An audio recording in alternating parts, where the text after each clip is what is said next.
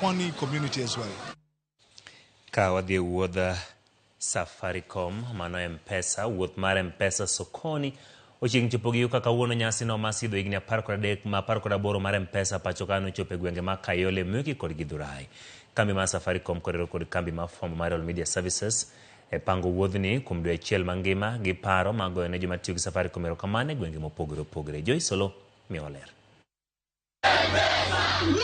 Indalo 29 mosekalo wuoth mar M-Pesa sokoni osebedo kakale gwenge mopogore opogore pachoka mar lando wach mathuon mar M-Pesa sokoni. Kawuono wuodhno nochopo e kuonde dak mar Kayole, Mwiki kod Githurai, kendo Safaricom nokawo thuolono mar goyo ne joma tiyo kod chenro gi erokamano ka gichiwo mich mopogore. Nobody is going to be left behind. On Sunday, we would like to target the youths.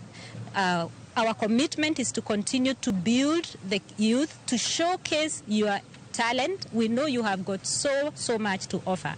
Na tuna invite my youths wote tukutane Eastlands Green Park Mall, where we shall be showcasing some of your talent as well as training you in skills that could help you continue to build your businesses. Kwanza sana ningependa kwanza kuwapongeza kwa pochi.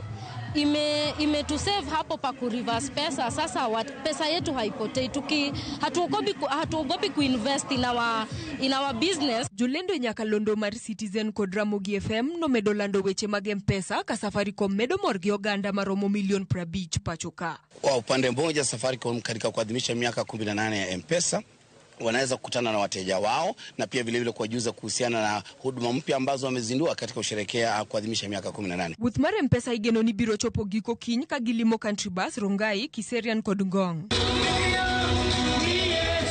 Joyce Olo, Ramogi TV. Ramogi tok report ma Safaricom to kod M-Pesa to kod wuodhgi mari